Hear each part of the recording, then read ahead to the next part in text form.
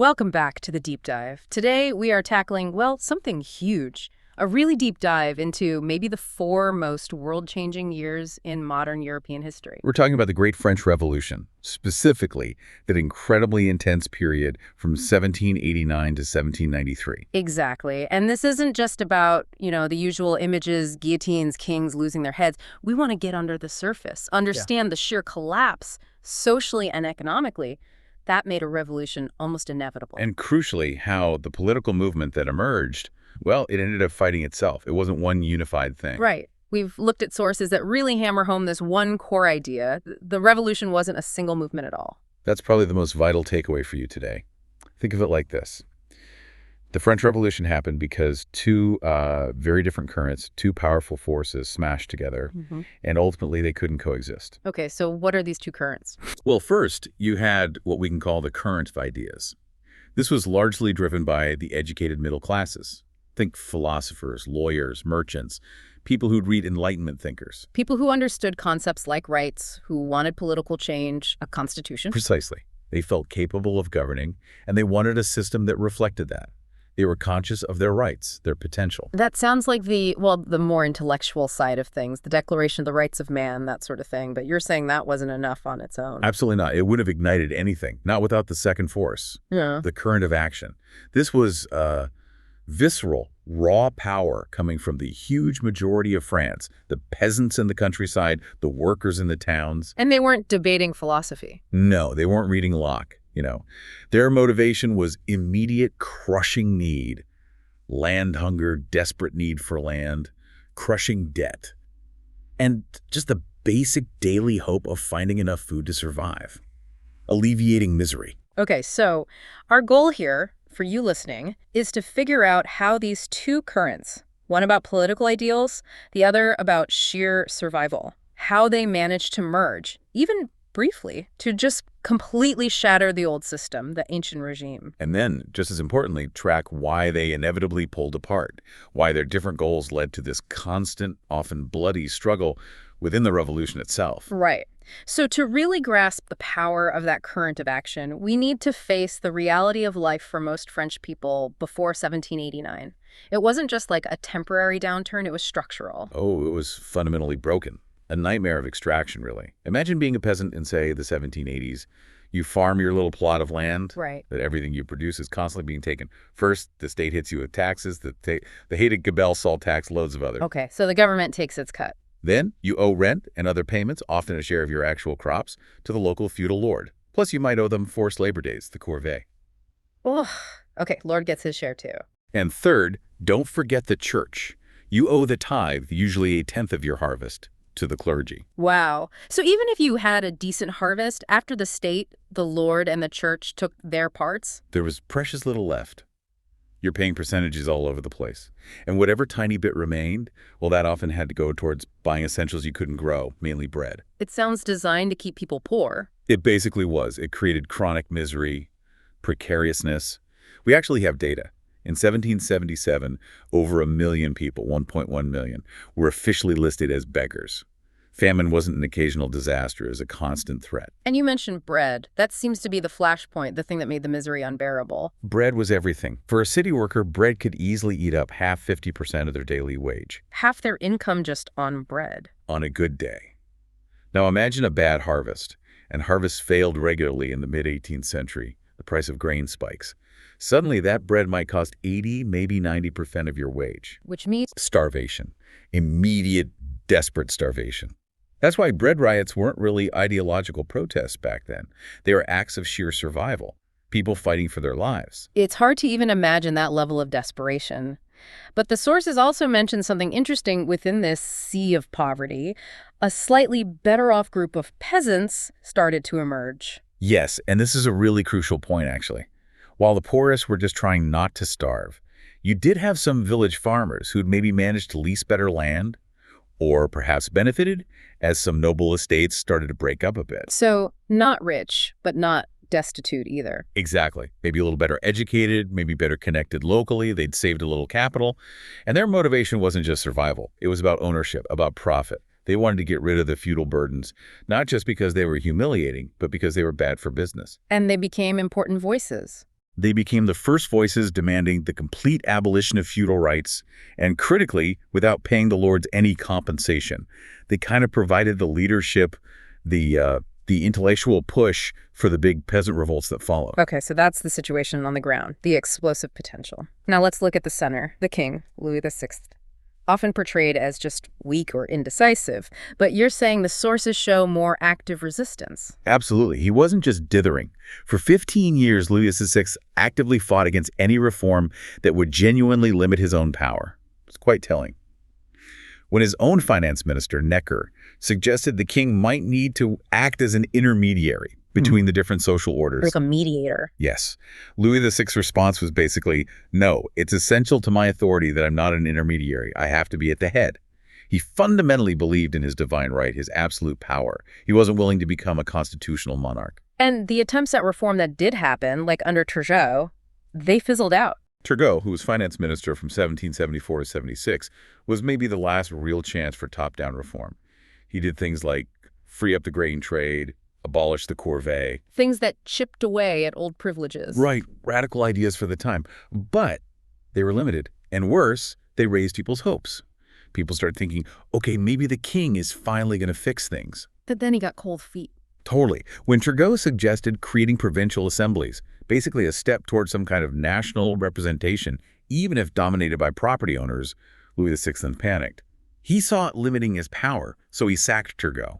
So hopes raised, then dashed, and then Necker comes back. And Necker was more of a financial wizard than a reformer. He managed the state's books, especially during the costly American War of Independence, mainly by taking out massive loans at high interest. Kicking the can down the road. Exactly. He papered over the cracks but didn't fix the underlying structure. The result, the national debt exploded. We're talking 1.6 billion livres, an astronomical sum back then. The annual deficit was out of control. And who held all that debt? Increasingly, the middle classes, the bourgeoisie, they'd lent money to the state. Suddenly, they had a very direct, very urgent reason to want political change, because if the state went bankrupt, they'd lose everything. Which forces the king's hand, leading to the Assembly of Notables in 1787. Right, a last-ditch effort.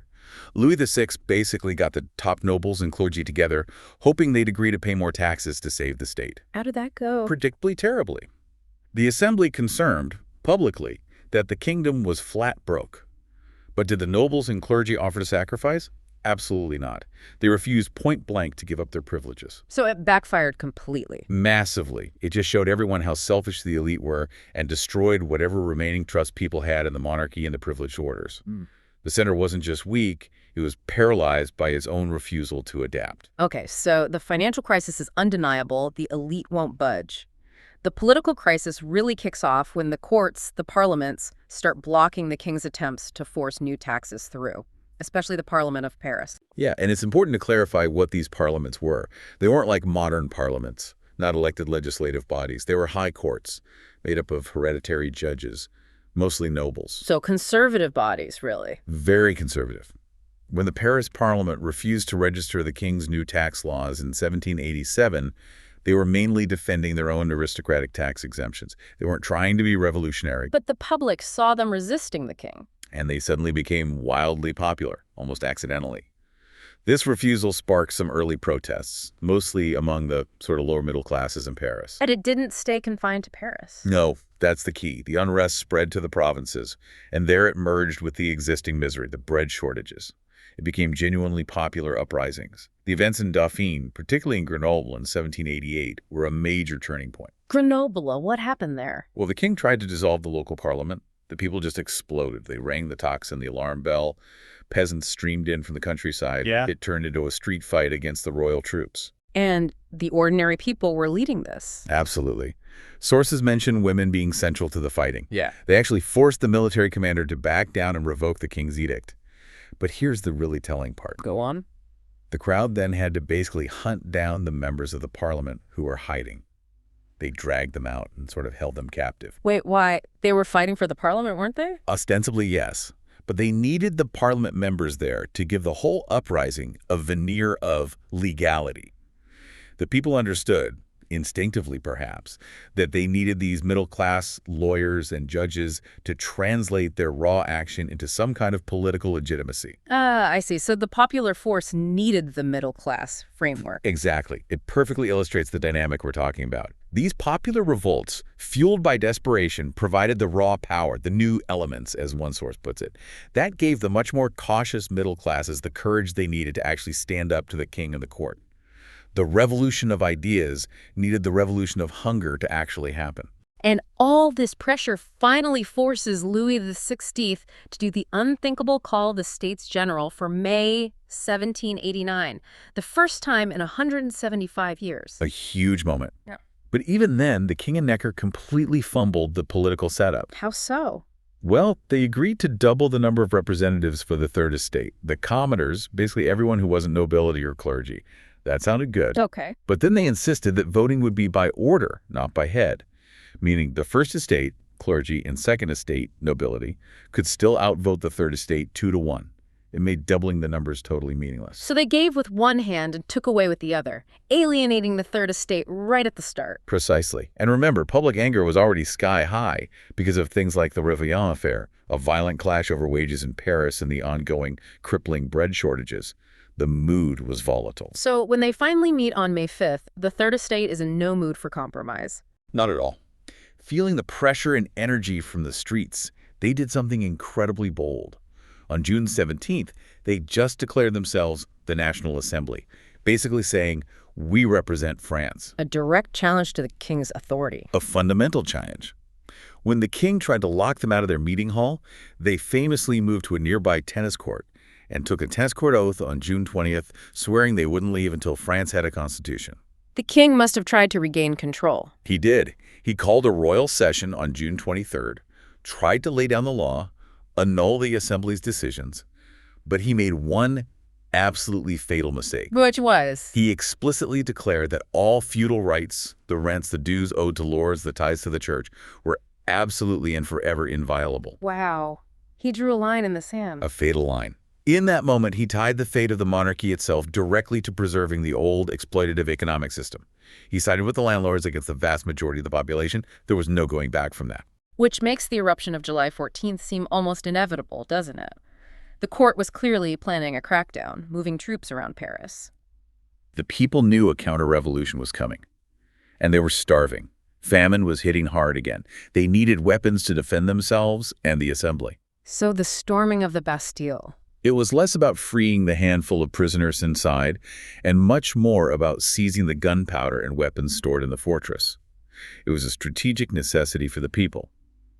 But watch those two currents again. What happened immediately after? The middle classes, the bourgeoisie, who has certainly encouraged the popular uprising, immediately scrambled to create their own armed force, the National Guard. A militia, basically. Controlled by whom? Controlled by the propertied citizens. Its explicit goal was order, control. They'd unleashed the popular power, but they were terrified it would lead to chaos, to attacks on their property. The National Guard was there to make sure the revolution didn't go too far, establishing right away this tension between the political aims of the middle class and the economic needs of the poor. Okay, so that tension over property really boils over on the famous night of August 4th, 1789. Our sources describe it as an illusion, even starkly as a St. Bartholomew of property. Why such strong words for what's often taught as the night feudalism ended? Because it was brilliant political theater, but the laws that followed were fundamentally about protecting property, specifically the property of the middle class and landowners in the assembly. What prompted it? What forced their hand? News was flooding in from the countryside of massive peasant uprisings. Peasants were storming chateaux, burning the documents, the terriers that listed all the feudal dues they owed. It was chaos for the landowners. So the assembly had to do something. They had to act. So on the night of August 4th, in a wave of patriotic fervor, nobles and clergy stood up and renounced their privileges. Article 1 of the decree declared the feudal system completely destroyed. It sounded amazing. But there's always a but. But then came the details, spelled out in decrees over the next week, August 5th to 11th. And here, the middle-class, property-owning majority in the assembly showed their true colors. They made a crucial distinction. Between what? Between personal feudal obligations, things linked to serfdom, like owing labor service or humiliating duties, those they abolished outright. Good riddance. but they carefully protected what they called the real rights. Real rights. What did that mean in practice? It meant the stuff that actually mattered economically. The payments peasants made for using the land, the champarts, a share of the crop, quit rents, even the church tithes initially. These weren't abolished. They weren't. So what happened to them? They were declared redeemable, meaning the peasants could buy their freedom from these payments. Wait, buy their way out, but you just said they were desperately poor. Exactly. It was a total fudge. Yeah. They abolished the idea of feudalism, the servitude part, but they protected the economic reality, the property rights of the landlords. No peasant could afford the lump sum needed to redeem these perpetual dues. So for the average peasant, nothing really changed immediately in terms of what they owed. Very little changed economically. The Assembly's message was clear. Property is sacred, even feudal property if it looks like rent. This fight over actually abolishing the dues without payment dragged on bitterly until 1793. August 4th was a promise broken almost as soon as it was made. Wow. Okay, that context makes the illusion description make sense. And right after this, the Assembly produces the Declaration of the Rights of Man and of the Citizen, the big statement of principles. Yes, modeled partly on the American Declaration. It aimed to lay down the philosophical foundation before they wrote the actual Constitution. It affirmed really important things. Equality before the law, that sovereignty resides in the nation, not the king. Sounds good. The core of the current of ideas. It was. But being a product of that middle-class current, it had a built-in limitation, a loophole, really. Article 1 says men are born free and equal in rights, but then it adds, social distinctions may be established only on grounds of common utility. And who decides what's common utility? Exactly. It's the justification for inequality. It allowed the propertied classes to argue that wealth differences, social hierarchy based on property, were perfectly fine, even necessary for society. And the king, did he just accept this declaration? Not a chance. Louis XVI refused to sanction it for months, until October. He used his refusal as a way to signal his alliance with the nobles and clergy against the Assembly. And that refusal, combined with the ongoing food crisis, it brought the current of action roaring back. Right. Paris was starving again, despite the harvest rumors flew that aristocrats are hoarding grain. People were desperate and fearful of a royalist plot. Which led to the October days. Yes. October 5th. Thousands upon thousands of Parisian women, fishwives, market women, ordinary working women, spurred by hunger and anger, marched the 12 miles to Versailles. An incredible image. What did they achieve? They confronted the king, demanded bread, and ultimately forced him and the royal family to return with them to Paris. They brought the baker, the baker's wife, and the baker's boy back, as they said. The National Assembly moved too. So the king was now effectively a prisoner of the people in Paris. Pretty much. It was a huge victory for the popular movement, confirming the Assembly's power, but it was a victory driven by sheer hunger and popular force, not by reasoned debate. And with the king now under surveillance in Paris, the middle class and the Assembly moved to consolidate their power, didn't they? To shape the revolution in their image. They absolutely did. They needed to institutionalize their games and make sure the wrong people didn't get too much influence. The municipal law passed in December 1789 was key. How did that work? It essentially dismantled the old, often quite democratic village assemblies where everyone could participate. It replaced them with new municipal councils elected only by the propertied classes. This was formalized through the distinction between active and passive citizens. Right, this is crucial. Explain that distinction. It was purely about wealth. To be an active citizen, you had to be male, over 25, and pay direct taxes equal to at least 3 days' labor. Only active citizens could vote or join the National Guard. And passive citizens. That was everyone else. Most workers, laborers, poor peasants, all women. They had no political rights. They couldn't vote, couldn't hold office, couldn't even officially bear arms in the Guard. So the very people who stormed the Bastille and marched on Versailles were now legally excluded from the political system they helped create. Precisely. It was a blatant move by the bourgeoisie to keep political power firmly in their own hands. You provide the muscle, we'll do the governing. And there was one other big move to consolidate their position, dealing with church lands. A masterstroke, really, from the middle-class perspective. The Assembly voted to put the church's vast landholdings at the disposal of the nation. In reality, this meant confiscating them. And selling them off. Yes. Starting in late 1789, these lands began to be sold, primarily to the bourgeoisie and wealthier peasants who could afford them. This did two things. It helped pay off the state's enormous debt, And perhaps more importantly, it created a huge group of people with a direct financial stake in the revolution's success. Because if the monarchy and the church came back, they might lose their new land. Exactly. It bound them to the new order. But the flip side was it completely alienated the clergy, especially those who refused to swear an oath to the new constitution. It turned many priests into bitter enemies of the revolution, focal points for counter-revolutionary plotting. So the middle class sets up this constitutional monarchy, but it's built on shaky ground because the king himself never really bought into it, did he? Not for a second. The tension was always there. And it finally snapped in June 1791 with the flight to Varennes. The king tries to escape. Tries to flee France altogether. He and the family disguise themselves, heading for the eastern frontier to join the armies of aristocratic émigrés in foreign powers, mainly Austria. The plan was clear. We'll lead a foreign invasion to crush the revolution and restore his absolute power. It was blatant treason. And his capture is one of those almost unbelievable moments in history, not by the army, not by politicians. But by a local postmaster named Drouet, in the small town of Varennes. He recognized the king from his picture on an assignat, the revolutionary paper money. Drouet raised the alarm. Local villagers and National Guardsmen stopped the carriage. An incredible fluke, really. What was the impact of that failed escape? It must have been huge. Seismic. For about 2 weeks, France literally had no functioning king. The assembly had to govern alone. And the very idea of monarchy, the principle of it, which had seemed sacred for centuries, it was just shattered. How could you trust a king who tried to betray the nation? So surely this pushed everyone towards demanding a republic, right? Getting rid of the king for good. You'd think so. But the reaction among the middle-class leadership in the assembly, even the Jacobins at this point, was panic. Panic? Why? They were terrified of a republic because a republic implied, or could lead to, demands for real equality, social equality, economic equality. They feared the agrarian law, the idea of redistributing land. They feared the leveling of wealth. So they feared the poor getting ideas more than they feared the traitor king. In that moment, yes, their absolute priority was maintaining social order and protecting property. So incredibly, they cook up this fiction that the king hadn't fled, but had been abducted. They rallied to save the constitutional monarchy, even with a king who clearly hated it. That fear of equality then it led to a clampdown, a conservative backlash after Varennes. Definitely. Reaction set in. Outspoken Republicans like Danton and Marat were harassed, persecuted. Some had to go into hiding. They made the voting laws even more restrictive, cutting out even more poor peasants and workers.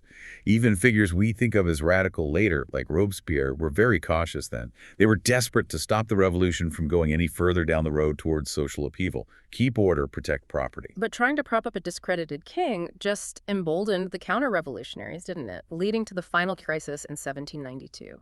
It absolutely did. By mid-1792, it was crystal clear that the king, the émigrés, Austria, Prussia, they were all coordinating for a massive military strike to crush the revolution entirely and restore Louis XVI as an absolute monarch. The Duke of Brunswick, commanding the Austro-Prussian army, issued a manifesto threatening to destroy Paris if the royal family was harmed. So the politicians in the Legislative Assembly were faced with imminent invasion and royal treason. How did they respond? Timidly. They hesitated, but the people of Paris didn't. The current of action again, August 10th, 1792. This is the day the people, the sans-culottes, really took control. Organized through their local neighborhood committees, the sections, they bypassed the official government entirely. They stormed the Tuileries Palace where the king was living. A bloody confrontation. Very bloody. The king's Swiss Guard fought fiercely. Many were killed, but the people overwhelmed them. They effectively overthrew the monarchy. The king was forced to seek refuge with a terrified legislative assembly. And what did the people do next? They didn't trust the assembly anymore. No. They set up their own revolutionary city council, the insurrectionary commune, at the Hôtel de Ville. This commune demanded the king's imprisonment. He and his family were locked up in the Temple Tower, and they forced the dissolution of the Legislative Assembly, calling for a new national convention to be elected by universal male suffrage. Universal male suffrage. So they overturned the active-passive citizen distinction. Yes, at least temporarily. August 10th was monumental. It showed the popular movement acting decisively when the politicians faltered. The Commune became the real engine of the revolution for a crucial period, often pushing the more moderate convention further than it wanted to go. So the king is imprisoned, the monarchy effectively overthrown. His fate is the next big question. The trial and execution in January 1793, was this just revenge, or did the revolutionaries see it as politically essential? For the radicals in the convention, the Montagnards, it was absolutely essential. They were morally certain of his treason. Later correspondence proved them right, but it was more than punishment. Executing Louis XVI was about, as our sources say, slaying a principle. It was about definitively breaking with the entire system of divine right monarchy that had dominated France for centuries. You couldn't build a stable republic, they argued, while the embodiment of the old oppressive system was still alive, a potential rallying point for counter-revolution. It was a point of no return. Absolutely. Yeah. And his execution immediately intensified the war with the rest of Europe and deepened the divisions within the convention itself, leading to the showdown between the Girondins and the Mountain. Right, these two factions. They represented totally different ideas about where the revolution should go next, didn't they? Fundamentally different visions. The Girondins, you could say, represented the more comfortable, property-owning middle class, often from the provinces. They felt the main goals of the revolution, constitutional government, legal equality, economic freedom, had been achieved. They wanted things to settle down. Exactly. They wanted order, stability, protection for the wealth that had been acquired. They were deeply suspicious of the radicalism of Paris and terrified of the popular demands for more economic equality, things like price controls or land redistribution, which they called anarchy, or the agrarian law. And the Mountain, the Montagnards. Who were they and what did they want? The Montagnards, named because they sat high up in the convention hall, were generally more aligned with the radical sans-culottes of Paris. They believed the revolution was dangerously incomplete. Incomplete how? Economically, they argued that political rights meant little if people were starving. To truly secure the republic, especially with the war going badly, they needed to address the people's basic needs and finally crush the remnants of the old economic order. So what were the key points of conflict between them? The sources mention 3 burning questions. Yes, these 3 issues really define the struggle. First, finally, definitively abolishing all fuel dues without any compensation. Remember August 4th. The Girondins wanted to stick to the idea of redemption, protecting those property rights. The Mountain said no, just abolish them, period. Okay, feudal dues. What else? Second, communal lands. Historically, many villages had common lands for grazing or gathering wood. Over time, lords or wealthy farmers had often enclosed or seized these lands. The popular demand supported by the Mountain was to restore these lands to the village communities. The Girondins resisted this as an attack on property rights. Right. And the third one? The maximum. Price controls. With war causing shortages and rampant speculation, the price of bread and other essentials was soaring again. The people demanded price fixing. The Girondins fiercely defended free markets, laissez-faire economics. The Mountain argued that, in an emergency, the government had to intervene to ensure people could afford to live. Commercial freedom couldn't trump survival. So feudal dues, communal lands, price controls. It really was a battle over the economic soul of the revolution. And this battle came to a head on May 31st, 1793. Another pivotal moment driven by the Paris sections. The Girondins have been making enemies. They tried to curb the power of the Paris Commune. They prosecuted radical journalists like Marat. And they were blamed for military failures, like the treason of General Dumouriez, who defected to the Austrians. So the people of Paris felt the Girondins were betraying the revolution. They did. Organized by activists, perhaps some unknown ones, as the sources suggest, tens of thousands of armed sans-culottes surrounded the convention and demanded the expulsion of the leading Girondin deputies. And the convention gave in. Under immense pressure, yes. They voted to arrest about 30 Girondin leaders. It was another popular insurrection forcing the hand of the elected body. Historically, May 31st is seen as a crucial lesson. For a revolution to achieve deep social change, the popular movement often has to break with its initial middle-class allies and push its own more radical economic agenda. With the Girondins gone, the Mountain is in charge. This opens the door for that radical social phase, 1793-94. Did they deliver on those economic promises? They did, quite significantly. The most important act, arguably the crowning achievement of the entire revolution for the peasantry, came in July-August 1793. The convention finally, definitively abolished all remaining feudal and manorial rights without any compensation. So 4 years after the illusion of August 4th, they finally did it properly. Yes. All those dues, rents, obligations gone, wiped clean. This was absolutely massive. It secured the loyalty of the vast majority of the French peasantry to the Republic, arguably saving the revolution. Did they go further on land issues? What about those demands for breaking up big farms? There was definitely pressure for that. populist figures like Dolivier were arguing forcefully for subdividing large estates and distributing land to the landless poor. They attacked the aristocracy of farmers, the wealthy peasants who'd benefited most so far. They argued smaller farms were more productive and more egalitarian. Did that happen on a large scale? Not really widespread redistribution, but some laws were passed to make it easier for poorer peasants to acquire land, especially confiscated émigré property. But the principle of private property, even large farms, remained largely intact. And what about the maximum, the price controls? That they did implement. Faced with ongoing shortages, riots, and the demands of the sans-culottes, the convention passed the law of the general maximum in September 1793. It fixed prices not just for grain, but for a whole range of essential goods, and also fixed wages. A radical intervention in the economy? Huge. It reflected this growing popular idea that economic liberalism, free markets, just wasn't working in wartime, and was maybe incompatible with a truly egalitarian republic. You also saw moves towards sort of municipal socialism. The Paris Commune, for instance, spent vast sums subsidizing bread to keep the price affordable for the poor. And alongside all this economic radicalism, there's the de-Christianization movement. Was this about atheism, or was it more political? It was overwhelmingly political, though certainly some activists were atheists. The main target was the Catholic Church as an institution, especially the priests who had refused to swear allegiance to the civil constitution of the clergy. Because they were seen as counter-revolutionary. Exactly. They were seen as pillars of the old regime, centers of resistance, especially in rural areas. So you had this movement to close churches, promote secular ceremonies, create the cult of reason, later Robespierre's cult of the supreme being. It was tied up with patriotism, replacing the old religious loyalties with loyalty to the Republic. Bishop Gobel publicly renouncing his faith in November 1793 was a symbolic high point. All these incredibly radical changes are happening while France is fighting for its life against half of Europe. This must have led to intense pressure for central control, right? Leading towards the terror. Absolutely. The war crisis was existential. France was invaded on multiple fronts: Austria, Prussia, Spain, Britain funding them all. The port of Toulon was handed over to the British. Internally, there were federalist revolts against Paris, royalist uprisings like in the Vendée. The situation was desperate. So the government had to get tough. Extremely tough. Power became increasingly concentrated in the hands of the two main committees. The Committee of Public Safety, effectively the War Cabinet, led by figures like Robespierre, Saint-Just, Carnot, and the Committee of General Security, the political police. A dictatorship in all but name. Pretty much. To win the war and crush internal dissent, they argued, required total unity and central control.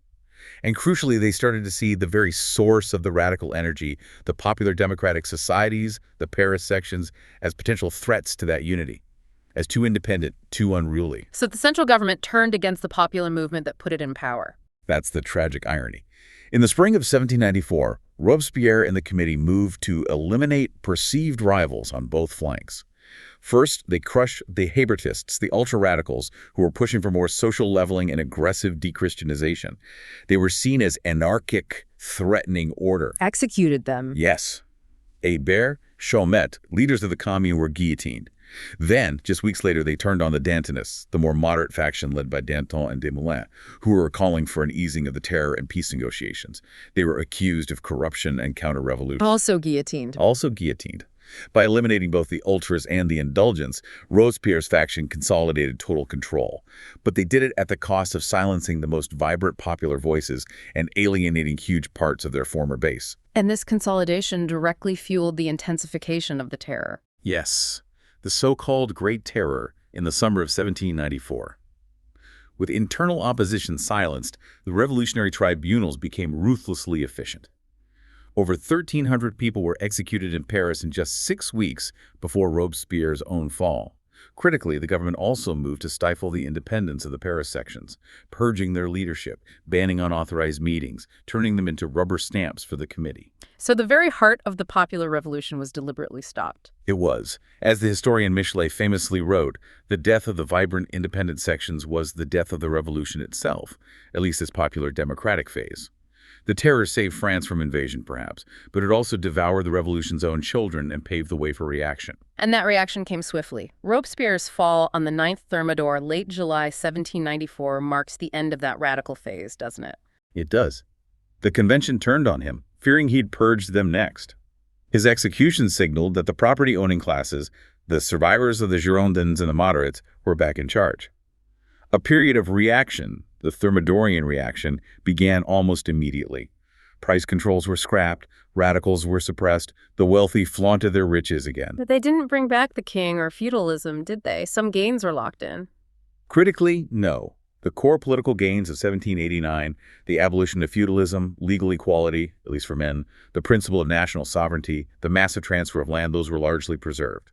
And the figure who ultimately consolidated these middle-class revolutionary gains was, of course, Napoleon Bonaparte. How did Napoleon fit into this? He wasn't reversing the revolution. Not the bourgeois revolution.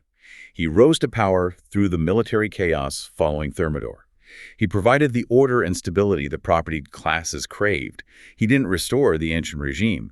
Instead, he codified the key principles of 1789: equality before the law, property rights, religious tolerance within limits, a centralized administration into his Napoleonic code. So he cemented the middle-class victory. Precisely.